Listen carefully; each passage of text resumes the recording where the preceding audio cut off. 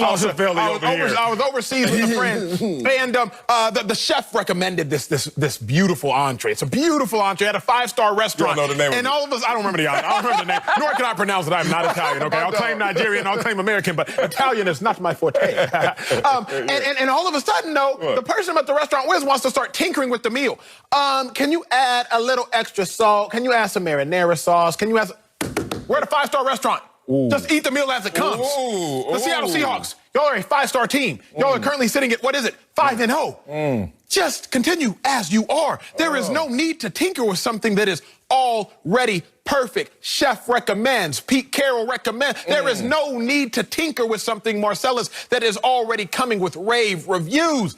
If you add Antonio Brown, you are tinkering with something that is already 5-star. That does not need to happen. So I do not co-sign. I do not like in any way, shape, or form the decision for the Seahawks to add Antonio Brown. Let somebody else do it. Y'all don't need to. Oh, if it's not broke, don't fix it. Please don't fix it, my brother. I would love AB to come in there and fix the Seattle Seahawks because they are broken, actually. But you're not seeing that because all Acho cares about is, did we win the game? Yes. Good, I could go to that 5-star restaurant because if we don't win the game, then all of a sudden I can't go. Acho, dive into the details. This is the problem with so many fans and especially players in winning, that you don't look for ways to improve. That's why when we lose, you've been in there before, as soon as we lose, the whole world collapses on our head because now it's a time to teach. But even in winning, it's a time to teach and to learn what your issues are. What are the issues for the Seattle Seahawks? We know defensively their issues. They're last in terms of total scoring, and they're last in their pass defense. But AB doesn't play defense, so why am I talking about that? I don't know. Did I just see that they're 31st on 3rd down? What's 3rd down called in the NFL? Money down, Marcellus. Money down. And is AB a money receiver? Yes, he is. Let's talk about the production. Okay, let's not, because we already know he's going to produce. If AB is there and stable in mind, he's going to produce. Let's talk about the relationship and the structure. That's the issue here. He's friends with Russell Wilson. He's friends with Geno Smith. They stay in touch. That's not a lot to trust, but this is what to trust. Pete Carroll's there, who can wink at him and say, look, AB, I'm no saint either. I've coached some, and I've been in hot water before, and I know how this works. Let's work together under our structure. What is the structure? This is a winning culture. Even though they don't have a lot of Super Bowl wins, it's still a winning culture. That's why they can improve. You keep saying they're not broke, but where are the Super Bowl rings, plural? They don't have them. So this is a winning culture that can improve.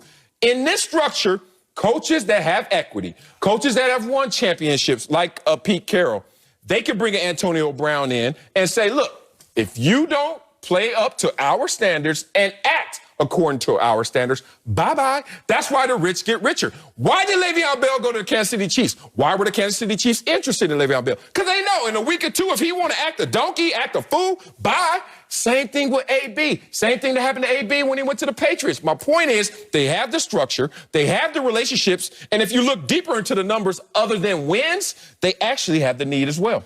Marcellus, here's what's wrong with what you were saying is AB and Russell Wilson are friends. AB and Geno Smith are friends. Sure, that's fine. But remember this, you got a whole lot of friends who won't be your roommate. Going in college, it's like, man, yeah, that's my dog, but I can't live with him. Because you understand, if you get too close, there will be issues. Like, you're close with them to a fault. You close with them to a distance. Maybe in Russ, work out together all off season. That's cool. Low pressure situation. You drop a ball in the off season, ain't nobody taking. Like, that's cool and all. I like these routes. But if you drop a ball in the season, game on the line, if you don't get past this game on the line, there are issues. But furthermore, again, Marcellus, AB don't play safety. He don't play cornerback. He don't play linebacker. And don't tell me that it's broke. Look at the Russell Wilson full screen. I got fantasy ride, please. Russell Wilson is better than everybody else statistically right now. First in passing touchdowns, first in passer rating, tied for 5th in fewest interceptions by those who qualify, 169 passes or more. That's what Russell Wilson has thrown. Where is the error there, Marcellus? Russell Wilson is nearly flawless by football standards. Russell Wilson is nearly perfect by football standards. Why in God's name would you want to come in and even have an opportunity, even give Russell Wilson an opportunity to change the perfection that he's already existed? Oh, I can tell you why. Because too much pressure is on Russell Wilson to carry this team because of their defensive issues. We've all said that. We can agree on that. Russ has to play at this level always, not consistently. There's a big difference. Always, or this defense will let him down. So you got a deadly duo right now with Metcalf and Lockett. Maybe even trio with David Moore. What if we added a fourth? Then that would take less pressure off of Russell Wilson, which should take less pressure off of this defense. That's all I'm saying. You look at this in totality. You just got to get more weapons because you're not going to fix that defense anytime soon. All right, we got to bring in our boy, Fox NFL analyst, Greg Muscle Jennings, busting out that shirt right now. Big dog, congrats on all your fitness success. I've been watching you on Instagram. Would it be a mistake for the Seahawks to sign AB? Of course not. Of course not. Would you live life without an insurance policy? Yeah, no. Acho, would you? No, you don't want to. And when you look at this Seattle Seahawks team, I've heard everything you said, Acho, and I hear you. I don't agree. Ooh. Because the best defense is a great offense. And I've been on some offenses that have had to play defense. And what I mean by that is play keep away, put a lot of points on the board to put even more pressure on the opposing offense because we know our defense is going to give it up. To Marcellus's point, and to a point that I want to make, when you look at the Seattle Seahawks, the areas where they struggle is third down. Yes, they're 31st in the league. And then in their running game, if you add another weapon like Antonio Brown, you open up an opportunity for your running game to then become established and take added pressure off of Russell Wilson. I'll say this last thing, and then I'll give it right back to you, Acho. Please. If Marcellus gave you some money and you went to the casino, if you bet, are you good if you win? If you don't bet, are you good if you don't? Exactly. You're good either way. So just like they have an established culture, if it works, great. We win big because we gambled. If it doesn't work, you know what? This wasn't really mine in the first place. Let me get rid of it and go back to what was already working. Okay. I respect you, my dog, for talking my language. You feel me? I can talk casinos any day, but let me put you back in check real quick. You said AB was an insurance policy. AB is a luxury. He's not an insurance policy, and there's a vast difference. See, an insurance policy is a necessity, but a luxury is exactly that. The definition is in the word. It is a luxury. It is not needed in any way, shape, or form. It can be an additive, but it's not a necessary additive. It's the whipped cream. You can still eat the ice cream, but you don't need the whipped cream. Let me talk to my dog. Can you put us in a 2-box? I want to look my dog in the eyes. Greg, you know everybody has that relative, call him an uncle, that you don't necessarily want to bring around your kids. Why? You'll hang out with them one-on-one, but you don't want, because they might influence your kids negatively. Oh, they curse a lot or something? They might curse a lot. They might drink a lot. Greg nodding his head. Everybody got that uncle. Benefit for me. Everybody got that relative. Yeah. Here's my thing, bruh. I don't want to bring him around my kid, DK Metcalf.